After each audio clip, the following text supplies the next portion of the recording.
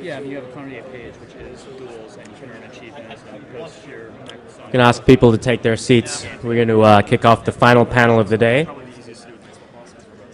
The topic is social games in the wild, in particular social games off of social networks. My name again is Jeremy Liew. I'm a managing director at Lightspeed Venture Partners. I focus on consumer internet and gaming investing. We've got a terrific panel lined up today. Starting next to me is Matt Mihaly, who is the CEO of Sparkplay Media. They're building web-based 3D MMOs, the first of which is Earth Eternal, that is in closed beta right now. Matt pioneered the sale of virtual goods in the West in '97, so he's been doing this a long time. We tend to think of digital goods as a business model that has really only emerged in the last couple of years, but he's been doing it for more than a decade now. Invented the dual currency model in '98 at his last company, Iron Realms. And this time I've checked with everybody in advance, so they have their haikus. So, Matt, I'll ask you to kick it off. Ninjas, black shadows, autumn colors forfend, RuneScape, we are hunting. Sounds ominous.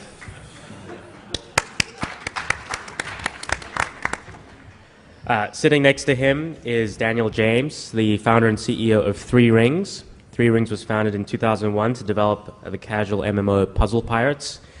It's based in San Francisco with about 30 employees and is currently at work on World, a Flash platform for player-created content, and a couple of secret projects. He is also a pirate, as you may be able to tell. So, Daniel. Pirates on winter seas, seeking bright gold booty, make weird soup. Weird soup indeed. Thank you very much. Sitting next to Daniel is Jim Greer, CEO and co-founder of Kongregate. Kongregate combines over 15,000 user-submitted Flash games with achievements, high scores, chat, multiplayer, virtual items, and other community features. Developers share in ad and microtransaction revenues, and over 7 million players come to the site every month. And Jim has a haiku for us as well. Mine requires a little explanation, so I should say that I posted in the forums to ask people to write a haiku for me, and they sort of made fun of me for like getting them to do work for free, and earning badges is a big thing on the site. So this person wrote, "Congratulations, you just earned the haiku badge and earned 0 points."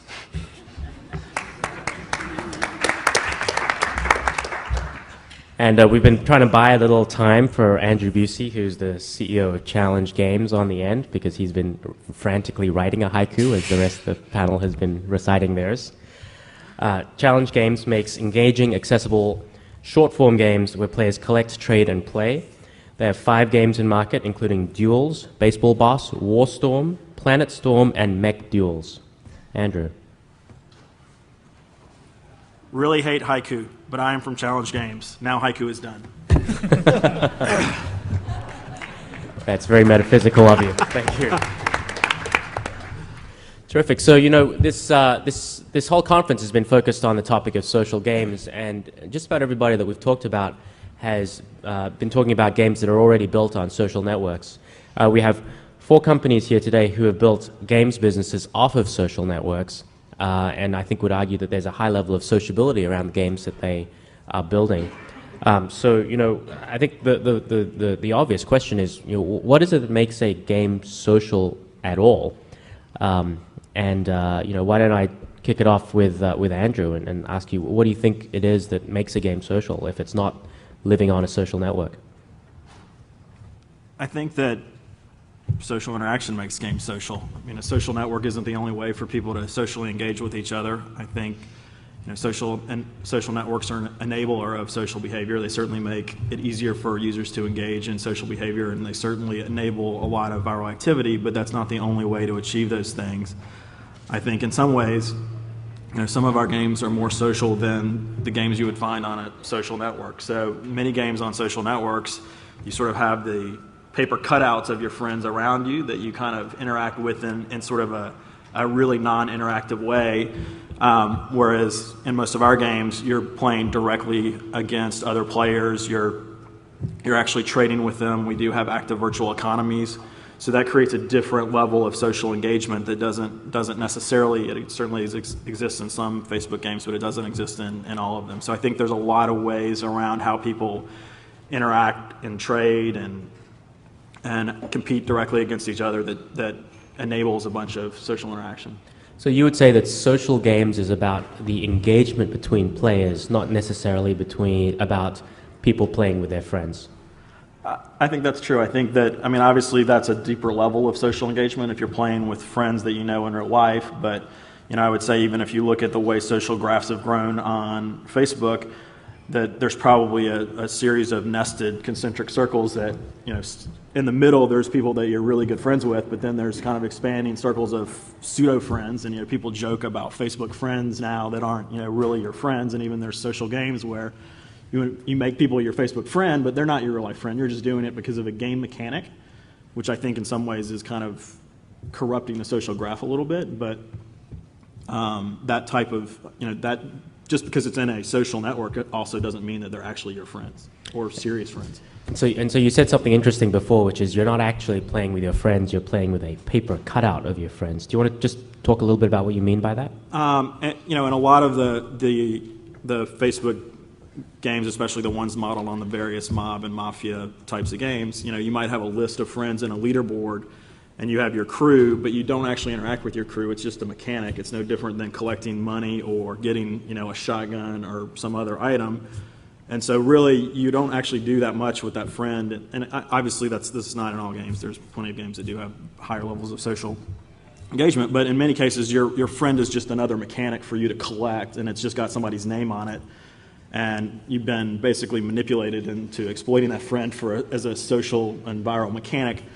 And then when you might go do something to your friend, and that also is, that adds a little bit more of a social element because it's kind of like a poke, which has, I think, a little bit more of a real social element to it. But it's still, in many ways, you're just being manipulated by the game to, further increase the game's ability to suck other people into it.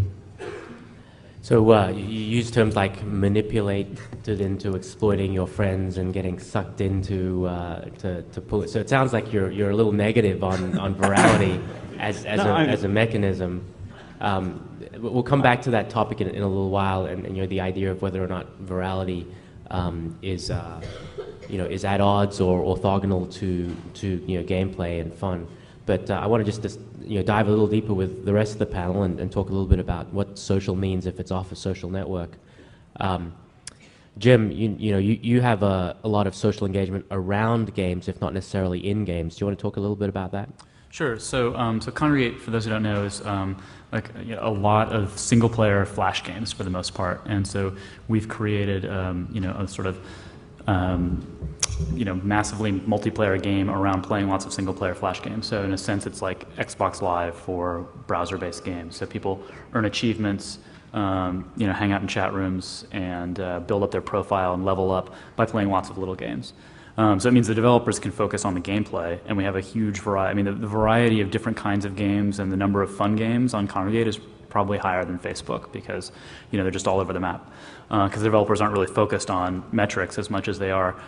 You're rewarded on our site for having a game that's highly rated by players, and not necessarily. People share links around, and that is a source of some virality for us. But it's mostly just, do the other people on this game site think my game is fun, and that's how you succeed, which leads to a very different kind of game.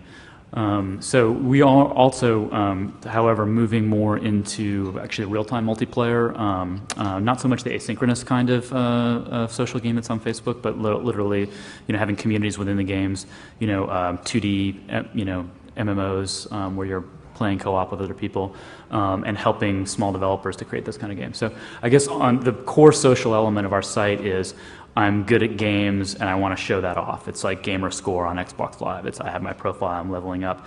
And for a lot of people it starts with that, and then their first interaction, like it was actually talking to other people, is like something like, I'm stuck on level 7, help. And then that can lead to deeper friendships. But for most players, they may be playing with some of their real world friends, but they're more playing with people they met through playing games on the site. So is social just what we call multiplayer games now, Daniel? I think not, because I think, as was rightly pointed out, most social games on social networks are not really multiplayer games. They're basically single-player games that have some reference to, people in your real life. I sort of cringe whenever someone talks about the Mafia games as MMORPGs, because, they're not anything like, on a technical and sort of under the hood way, anything like an MMORPG is, old school mud people like Matt and Andrew and I conceptualize, a mud and an MMO. I think, what Jim just said really hit on something that I feel, is a strong distinction. When you're talking about a social game on a social network and, what's powered the virality there, and obviously a good part of the engagement and why they're compelling, is this idea that you are playing in a way connected to your real friends, but without having to necessarily inconvenience or really have anything much really to do with your real friends. They're sort of there as a decoration, and they're there to help manipulate you into doing things that facilitate the growth of the game. But they're not actually there, and so I'm pressed to think of a Facebook game apart from one or two examples, and Yeovil is probably the best one, that has any synchronous interaction whatsoever. So I think Facebook is moving towards being more of a synchronous platform, and chat is obviously going to be the, one of the big drivers there, and that's now a big deal on Facebook. But I think, for me anyway, when I think of a multiplayer game and I think of a social game, I think of people, standing around, typing and talking to each other and having a social interaction in a real-time sense.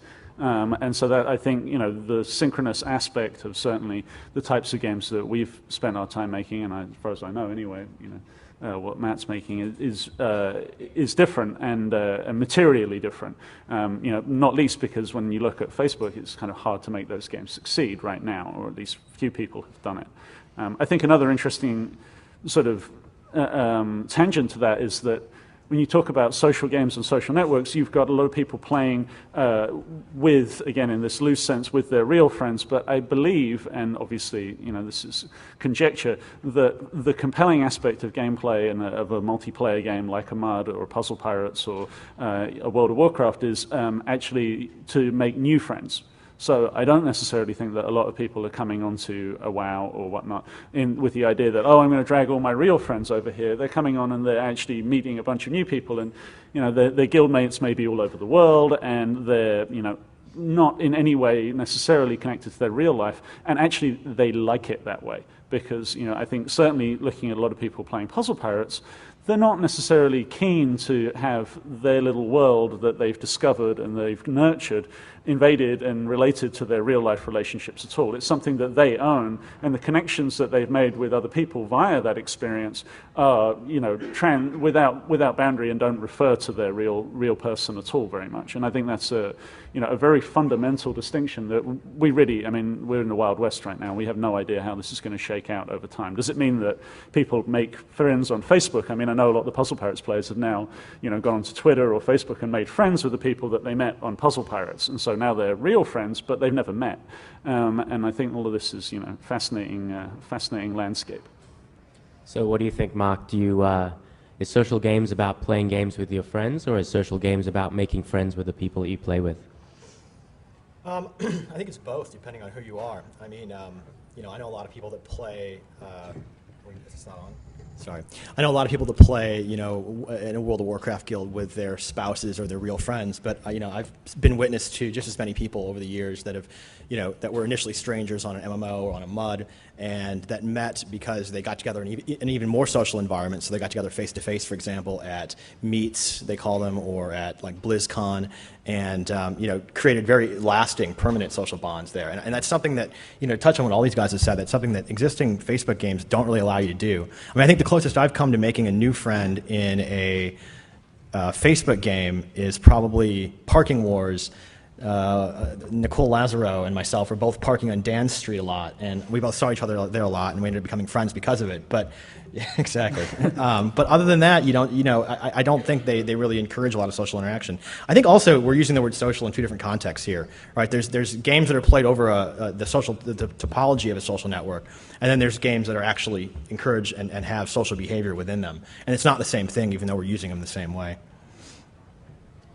So I guess what I'm hearing a lot of the panel say is that social games is being equated with virality. That's been certainly a lot of the usage in this conference to date, and that it's really a customer acquisition tactic rather than a true what people would typically think of as social experience, where people are engaging with each other in an interactive and ongoing way and building relationships. Is that a fair characterization of what you guys are saying, or? Well, I know for me, when I think of virality, I mean, the first thing I think of is a kid in school telling his friends, like, holy shit, this game is awesome. You have to come play this. That's the strongest kind of virality. That's much stronger than spamming your friends with invites, which can work, certainly. It's much stronger than using your friends as tokens in games. That's real virality. And that's not to say that, that I don't think any of us are sitting up here saying that MMOs are better than Facebook games in any way. It's a different context in your life. You don't sit down and play a Facebook game typically for 3 hours at a time, where you might sit down and play World of Warcraft for 8 hours at a time. It's, the more social a game, the more commitment you require to it, right? So going back to before we had, computer games at all games were social. You had to play games face-to-face with other people, which requires a time commitment. You have to be able to actually meet with that person to play with them, right? We introduced video games, and suddenly you can actually have single-player games. You can have Solitaire, you can have Pac-Man, whatever, and games are kind of slowly coming back from that. And I think you're going to see an increasingly wide range of games in terms of social ability on Facebook and on MySpace, whereas right now they tend to be on the lower end of interaction. I don't see any reason why, as Facebook develops as a platform, why you're not going to see games that kind of move more towards the Yovilles and beyond that into more social games on Facebook. I just think it's still a platform in its infancy right now. So Daniel, do you think that that the level of engagement of a new player is qualitatively different because they were invited through some mechanical form of virality versus a kind of word of mouth virality? Yes, I think there's a huge difference between what I think of as genuine virality or word of mouth, and any kind of mechanism thereof. Any kind of sharing mechanic or invite or notification or whatnot. Or I think even more extreme, like a notification shows up in your feed, you may click on it, you may not, is one thing, but I think even more extreme is the sort of invite loop email virality that's powered a lot of social networks. And I think there's a big difference there.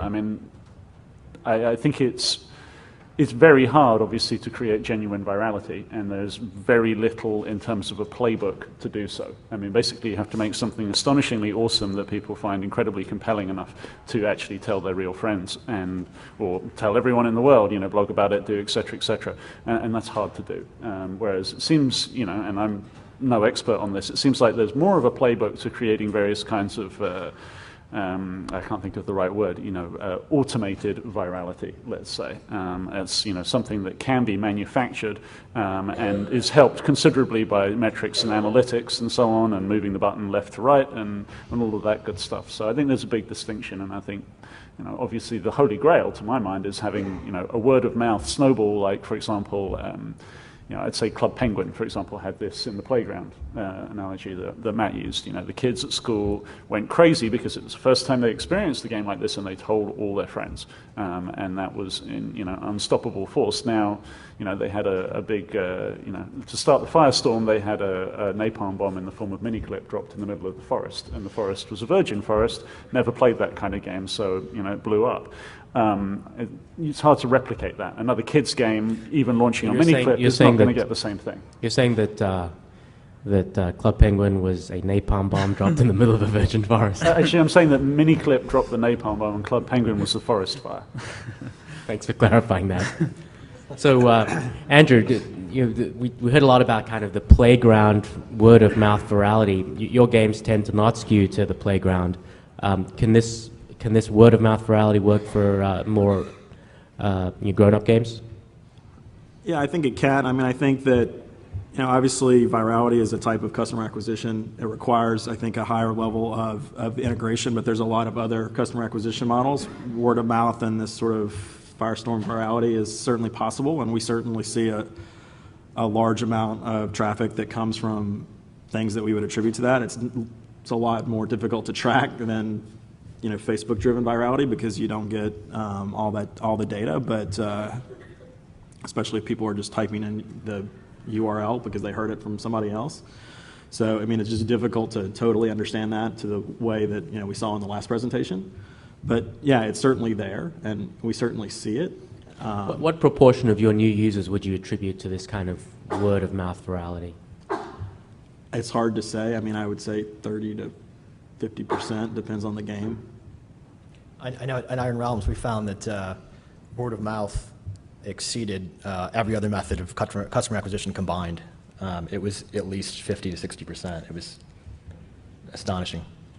And they convert a lot better as well. Yeah, that too. Yeah, they definitely convert better and they spend more money. And Jim, you guys have exploited social media, perhaps not the social networks, but certainly Dig and some of the other social media sites to drive customer acquisition for some of your games. Could you talk a little bit about that and how you see that as another form of virality? Yeah, it's those are I'd say mostly incremental for us. So we get a lot of traffic through stickiness, essentially. In other words, we hit people because they searched for a game, or their friend told them about them, or they saw a link on a gaming blog or something like that. So we'll have individual hit games that spread through virality, and often it's something with a funny hook, or there was a sort of 80s style graphical adventure called Don't Shit Your Pants that went viral. But that the thing is, people come play a game, maybe play another game, and then stick. So really we get more through that. Again, it's hard to measure that sort of like actual. One metric we can see, and we saw this especially when we were smaller, is that all of a sudden we have this huge spike of traffic in Peoria, Illinois, and when you dig into it, a lot of it's coming from the K through 12 school system domain there, right? So then you can track it, and those happen. Like now that gets kind of lost in the noise, but I think that real world virality is there. We've looked. Dig has been spiky, but can be significant. Twitter is increasing, but still not huge for us.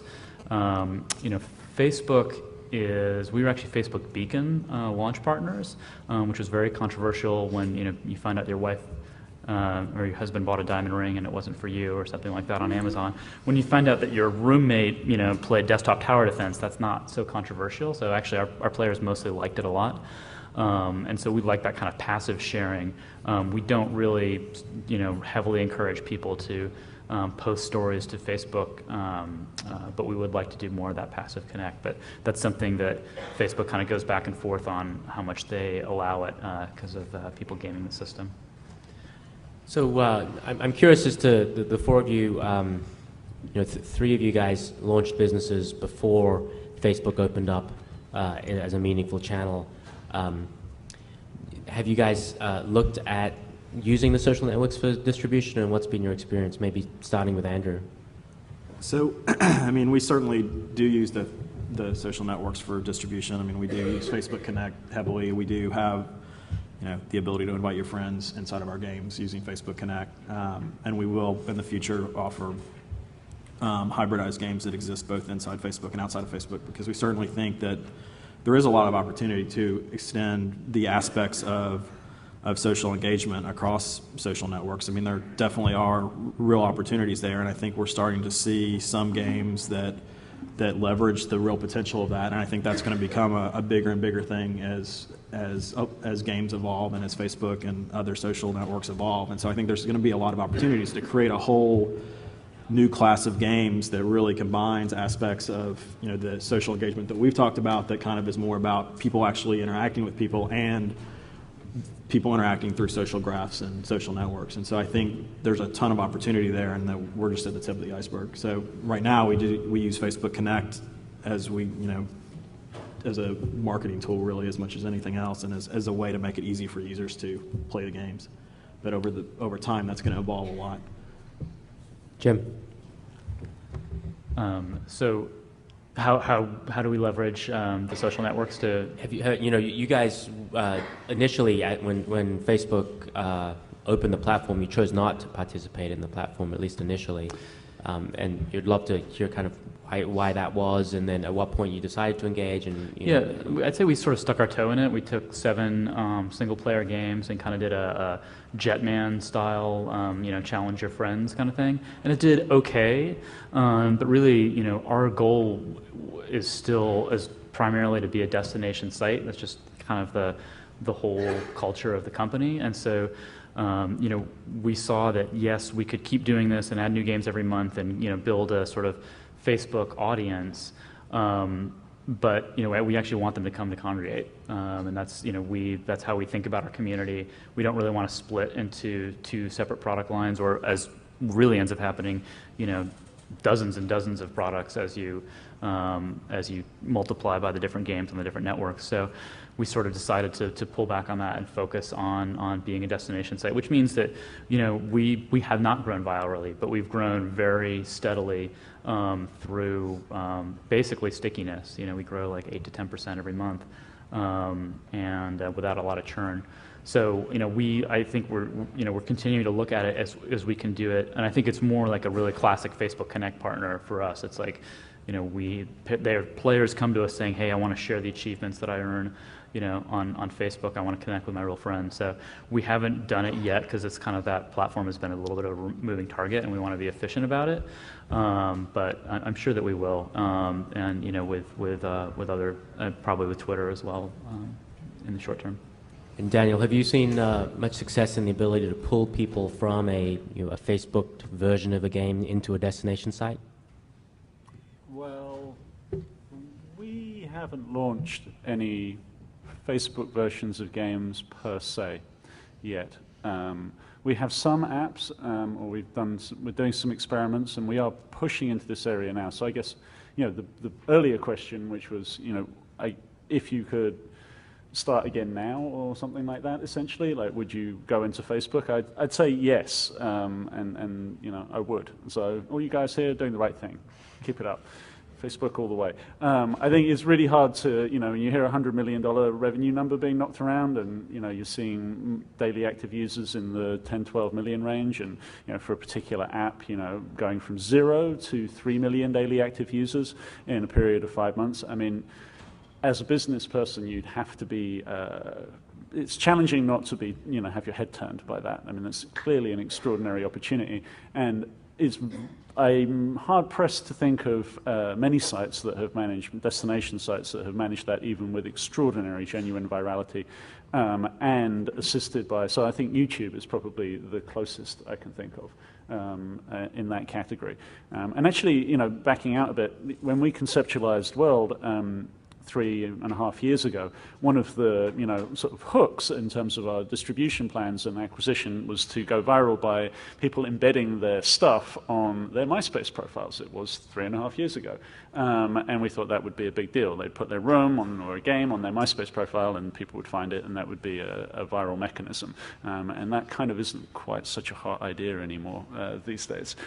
So I think you roll with the punches and you reorientate, but I think it's I would certainly. I agree with Jim, and philosophically we're coming from a similar place, which is I think that the big win, and I've said this for years, 2 years to be precise, is not being apps.facebook/squiggle what's it doodah. And for the psychology of your player, being a Facebook app is very, very different from being, this is the website I go to, I love this thing that I do.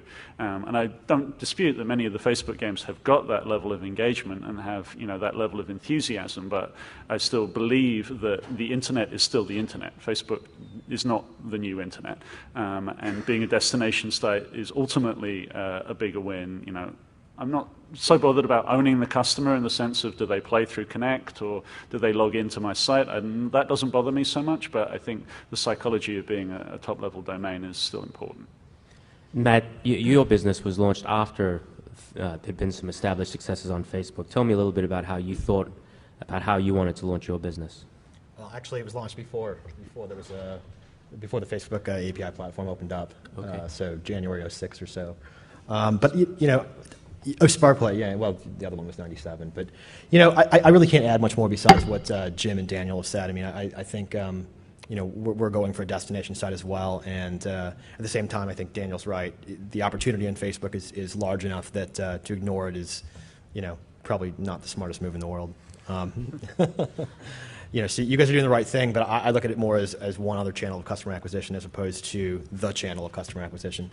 Yeah, I mean, I think the question is, you know, sort of 5 years out, you know, who will be playing games where? And I think a lot of people will certainly be playing games on social networks, and they will be more casual players. I mean, you know, with the exception of the sort of Mafia Wars games, you know, the things that have succeeded are things that have, you know, very broad appeal. And I would argue that Mafia Wars is sort of distilling, you know, an RPG into the sort of very simplest possible core.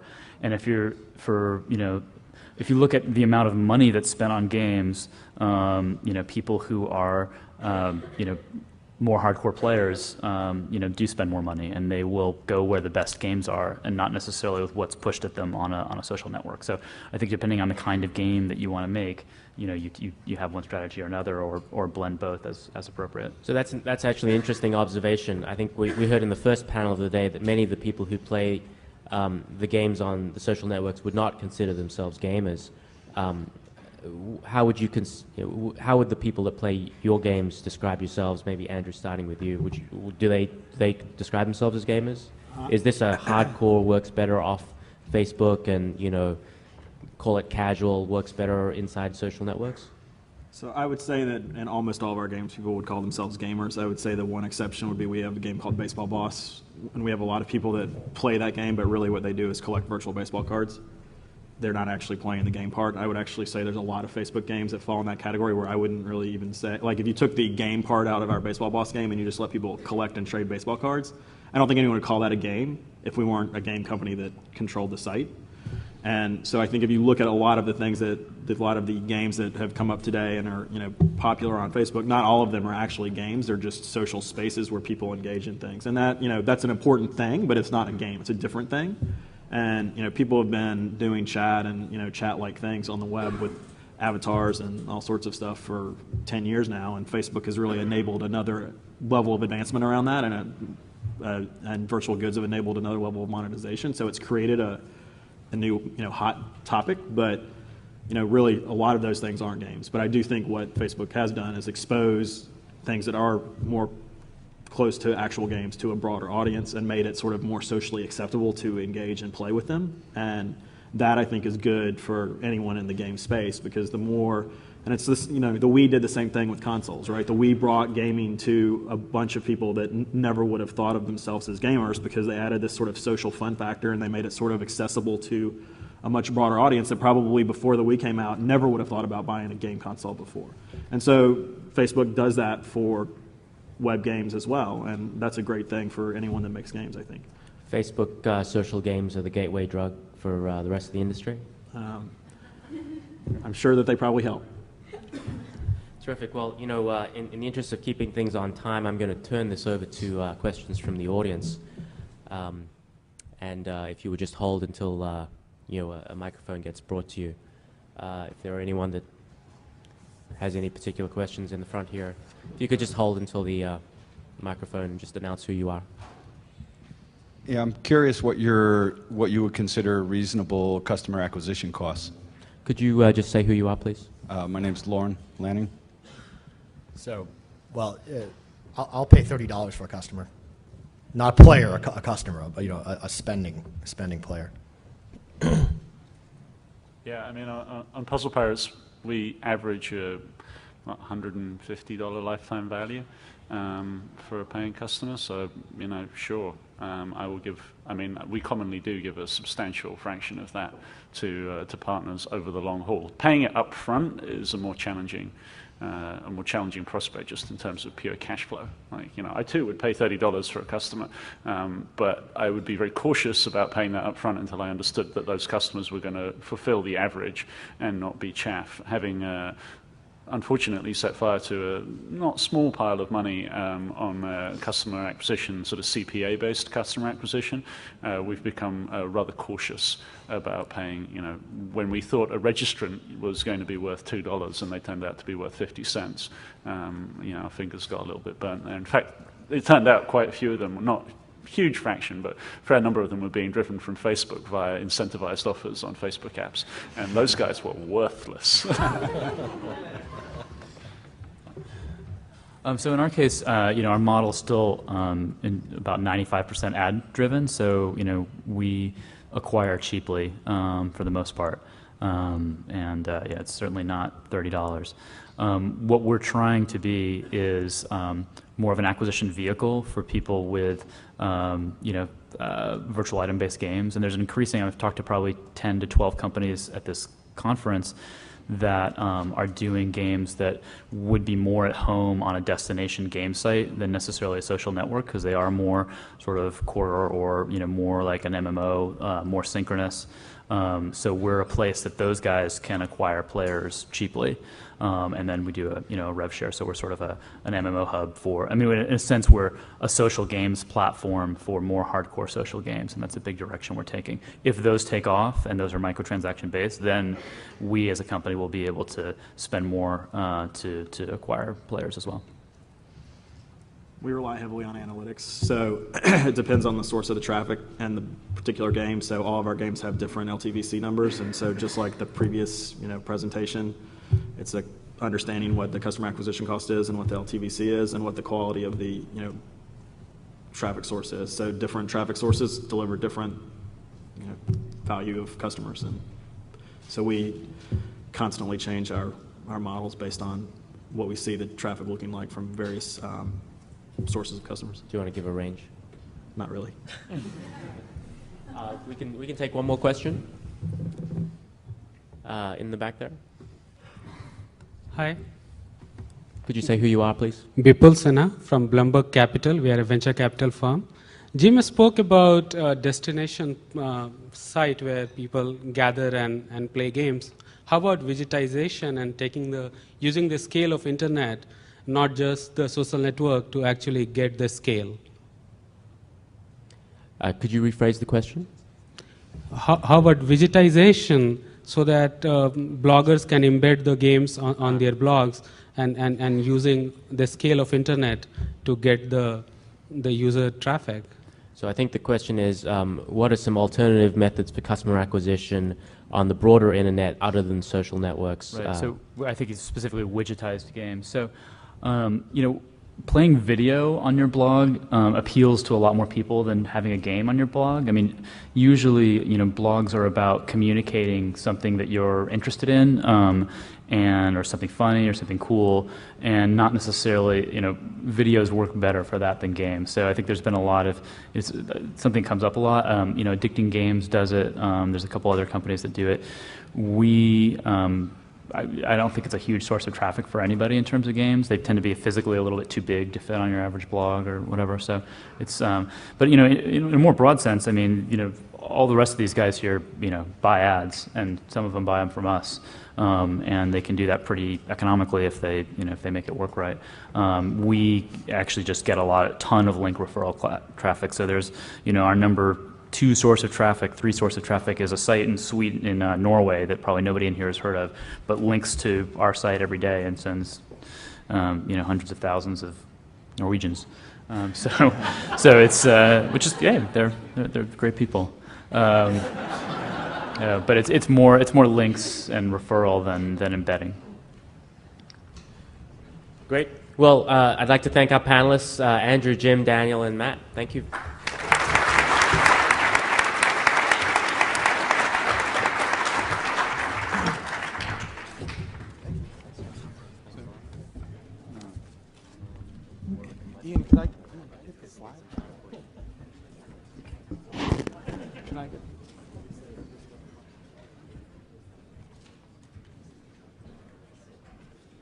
All right. Well, we've made it to the end of our formal program. I want to thank you all for hanging in there. I hope you all had a great day today and learned a lot and met some cool people. We're going to be hosting a reception out here in the lobby area with drinks and appetizers for about an hour. And later this evening, the folks at Allopass and Peanut Labs have been kind enough to host an after party at Ambassador Lounge with some live entertainment with a really cool band, a really cool group actually. So I encourage you to head out there starting at 7 p.m. It's about 4 blocks away. You should have gotten a handout like this at registration. And again, I want to thank you all for showing up. We're going to work on getting the videos and other content from this conference available on the web just as soon as we can. And hope you all have a great rest of your day. Thank you so much for coming.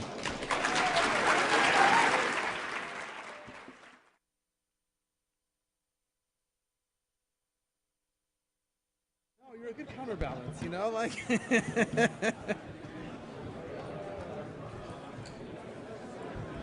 All righty.